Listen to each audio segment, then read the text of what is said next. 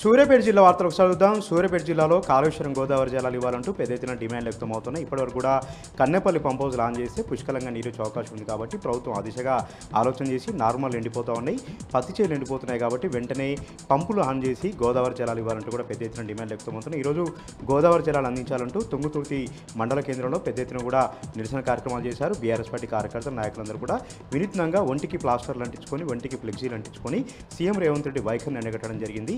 ఇప్పటివరకు కూడా గోదావరి జలాలు అందించకపోవడంతో నార్మల్ ఎండిపోతున్నాయి, పత్తి ఇచ్చేలన్నీ కూడా ఎండిపోతూ ఉన్నాయి, పచ్చని భూములను కూడా బీడువారిపోతున్నాయంటూ కూడా వాళ్ళు ఆపడం జరిగింది. సూర్యాపేట టు తుంగతుర్తి రహదారిపైన పెద్ద ఎత్తున ధర్నా కూడా చేయడం జరిగింది.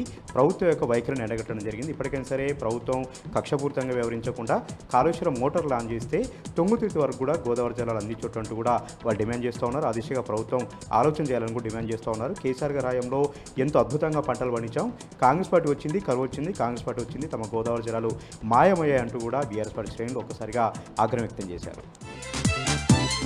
సూర్యాపేట జిల్లాకు సంబంధించి మరొక వార్త. సూర్యాపేట జిల్లా వ్యాప్తంగా మాజీ మంత్రి సూర్యాపేట ఎమ్మెల్యే జగదీష్ రెడ్డి జన్మదిన వేడుకలు అంగరంగ వైభవంగా జరిగాయి. అన్ని మండల కేంద్రాల్లో, నియోజకవర్గ కేంద్రాల్లో పార్టీ కార్యకర్తలు అన్నదాన కార్యక్రమాలు చేస్తూ, వితరణ కార్యక్రమాలు చేస్తూ, రక్తదాన శిబిరాలు ఏర్పాటు చేస్తూ, రోగులకు కార్డులు పంపిణీ చేస్తూ పెద్ద ఎత్తున కూడా వేడుకలు జరుపుకున్నారు. నల్గొండ జిల్లాను అభివృద్ధి పథంలో నడిపించి కేసీఆర్ గారికి అనుంగు శిష్యుడిగా ఉండి నల్గొండ జిల్లాను అభివృద్ధికి ముఖద్వారంగా మార్చిన జగదీష్ రెడ్డి మరింత శక్తిని కూడగలుగులాగా, జగదీష్ రెడ్డి నిన్ను నూరేళ్లు ఆయురారోగ్యాలతో ఉండేలాగా దేవుడు శక్తిని ప్రసాదించాలని కూడా కార్యకర్తలు ఎక్కడికక్కడ కూడా దీవించి ఆశీర్వదించిన పరిస్థితి మనకు కనిపించింది.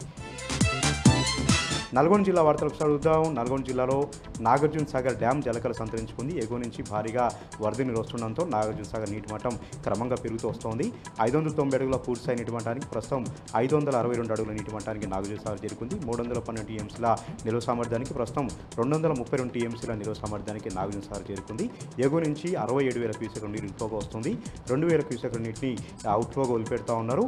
అయితే ఎన్నడూ లేనట్టుగా జూలై నెలలోనే నాగార్జున సాగర్ జలకలు సంతరించుకోవడం మరికొద్ది రోజుల్లో గరిష్ట మట్టాన్ని చేరుకోబోతుండడంతో రైతాంగం అయితే సంతోషం వ్యక్తం చేస్తూ ఉన్నారు. మరికొద్ది రోజుల్లో సాగర్ మకాలకు నీటిని కూడా విడుదల చేసే అవకాశాలు పుష్కలంగా ఉండడంతో ఆయకట్టు అంతా కూడా వ్యవసాయ పనులతో చాలా సందడిగా మారింది. రైతులందరూ కూడా చాలా బిజీగా మారిపోయారు.